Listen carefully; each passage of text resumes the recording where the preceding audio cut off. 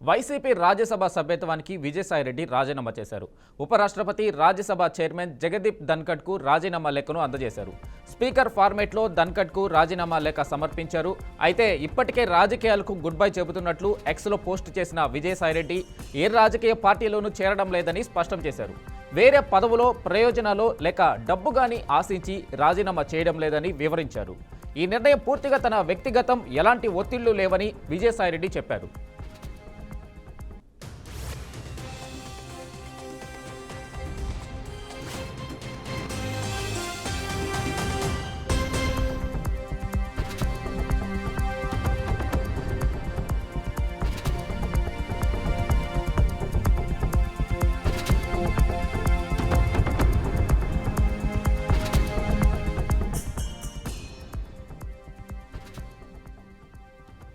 ఇక విజయసాయిరెడ్డి రాజీనామా లేఖకు సంబంధించి మరింత సమాచారం మా అవుట్పుట్ ఎడిటర్ వెంకట్ అందిస్తారు. వెంకట్.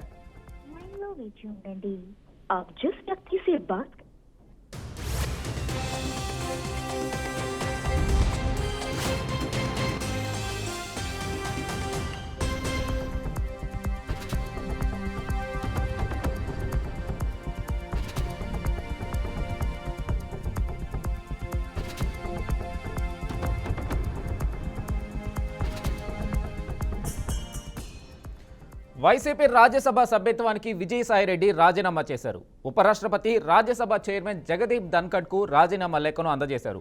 స్పీకర్ ఫార్మేట్లో ధన్కడ్కు రాజీనామా లేఖ సమర్పించారు. అయితే ఇప్పటికే రాజకీయాలకు గుడ్ బై చెబుతున్నట్లు ఎక్స్లో పోస్టు పెట్టిన విజయసాయిరెడ్డి ఏ రాజకీయ పార్టీలోనూ చేరడం లేదని స్పష్టం చేశారు. వేరే పదవులో ప్రయోజనాలు లేక డబ్బు గాని ఆశించి రాజీనామా చేయడం లేదని ఆయన వివరించారు. ఈ నిర్ణయం పూర్తిగా తన వ్యక్తిగతం, ఎలాంటి ఒత్తిళ్లు లేవని విజయసాయిరెడ్డి చెప్పారు.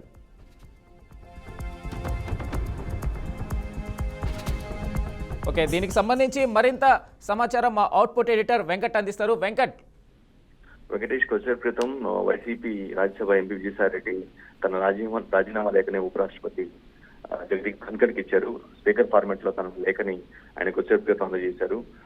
మరి కాసేపట్లో ఆయన ఓపెన్ గా మాట్లాడే అవకాశం కూడా కనిపిస్తుంది.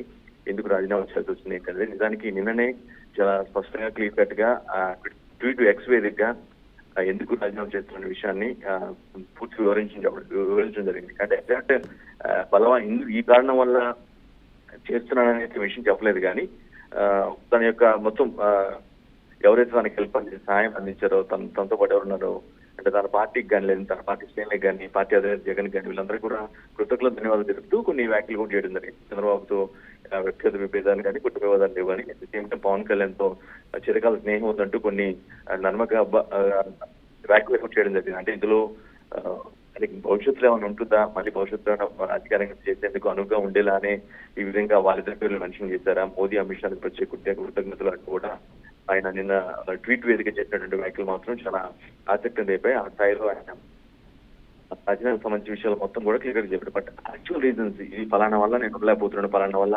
వెళ్ళలేకపోతున్నాను అనే విషయాన్ని చెప్తూ ఎందుకు రాజీనామా సంబంధించిన ప్రస్తావన మాత్రం తీసుకొచ్చారు.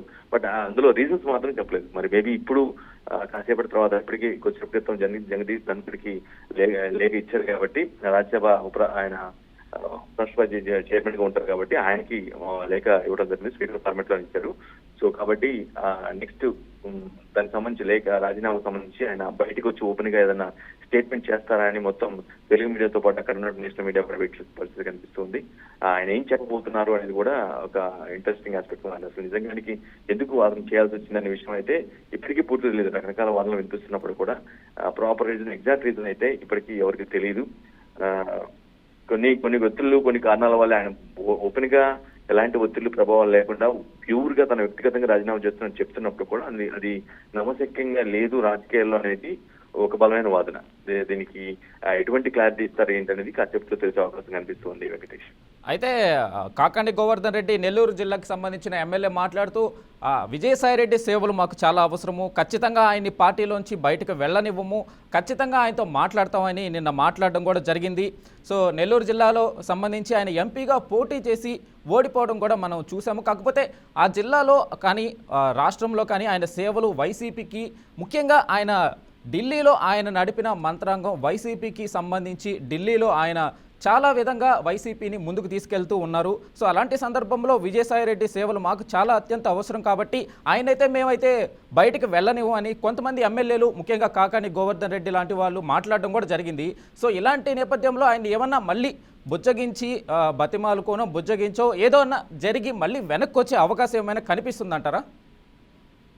ఆబ్వియస్ గా పార్టీలో నెంబర్ 2nd పొజిషన్ లో ఉన్నారు కాబట్టి ఆ సంబంధించిన ఎమ్మెల్యేలు కావచ్చు, ఆ పార్టీలో ఉన్న ఎంపీలు ఎవరైనా ఉన్నా కానీ లేదంటే మిగతా వాళ్ళు కానీ ఎవరైనా ఆయన కీ రోల్ పోషించారు కాబట్టి పార్టీలో ఆబ్వియస్ గా అటువంటి మాటలే మాట్లాడుతూ ఉంటారు. కొంతమంది ఇప్పటికీ మాట్లాడారు. నెల్లూరు జిల్లాకు సంబంధించిన నేత కాబట్టి నెల్లూరులో కొంత ఇంపాక్ట్ క్రియేట్ చేసిన వ్యక్తి కాబట్టి అది కాక లాస్ట్ ఎలక్షన్స్ లో నెల్లూరు లోక్సభ ఎంపీకి స్టార్ట్ చేసి మాట్లాడారు కాబట్టి అదే కంటెస్ట్ చేసి అది కాబట్టి ఈ క్రమంలో ఆ విధంగా ఆ రియాక్షన్స్ వచ్చే అవకాశం కనిపిస్తుంది. At the same time Kadapa నుంచి కూడా కొన్ని రిక్వెస్ట్లు వస్తూ ఉన్నాయి.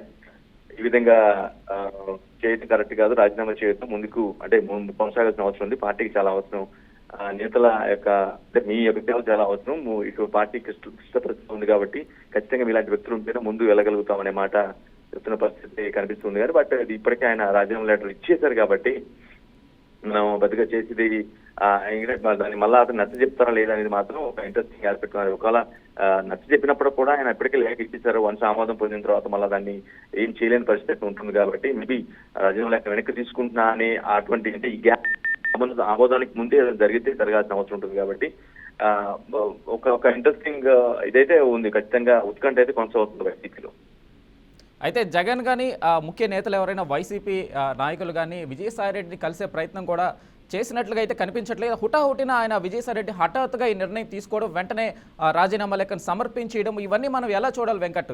అంత అర్జెంటుగా ముందుగా కూడా ఇలాగా విజయసాయిరెడ్డికి వైసీపీలో విభేదాలు ఉన్నాయి, లేకపోతే ఏమైనా లోపల ఏమైనా జరుగుతుందా అనేది కూడా ఎక్కడ కూడా క్లూ కూడా రాలేదు. సడన్గా ఈ నిర్ణయం తీసుకోవడం మనం ఎలా చూడాలి? రైట్, అది నిజానికి అందరిలోనూ ఏపీ రాజకీయాల్లో తెలిసినటువంటి ప్రతి వ్యక్తిలోనూ ఇటువంటి మీరు లేవనెత్తిన ప్రశ్నలు మొత్తం కూడా ఉన్నాయి. వైసీపీలో ఇంకా ఎక్కువగా ఉన్నాయి. వైసీపీలో కొంతమంది క్లోజ్ అసోసియేట్ ఎవరైతే ఉంటారో జగన్ కి వారికి మేబీ తెలిసి ఉండొచ్చు, ఈ రీజన్స్ తెలిసి ఉండొచ్చు. బట్ అది ఓపెన్ అవర్ కాబట్టి అది మాత్రం ఒక గండికోట రహస్యం లాగా అంటే ఒక ఎవరికి తెలియని విషయంలానే ఉండిపోయిందని చెప్పుకోవాలి. బట్ జగన్ లండన్ లో ఉన్న సమయంలో ఈ పరిణామం చోటు చేసుకోవడం, ఆ పార్టీ ఈయనతో పాటుగా మరో ఎంపీ కూడా మరో వారంలో రాజీనామా చేస్తానని హైదరాబాద్ రెడ్డి కూడా ప్రకటించడం, ఇవన్నీ కూడా ఒక సిరీస్ ఆఫ్ ఈవెంట్స్ గా జరుగుతున్న నేపథ్యంలో పార్టీలో కానీ లేదంటే నెక్స్ట్ స్టెప్ ఏం జరగబోతుంది, అసలు పార్టీ యొక్క భవితవ్యం ఎలా ఉంటుంది ఏంటనే విషయం కూడా అటువంటి ప్రశ్నలు కూడా బయటకు వస్తున్న పరిస్థితి ఉంది వెంకటేష్. Okay, right Venkat.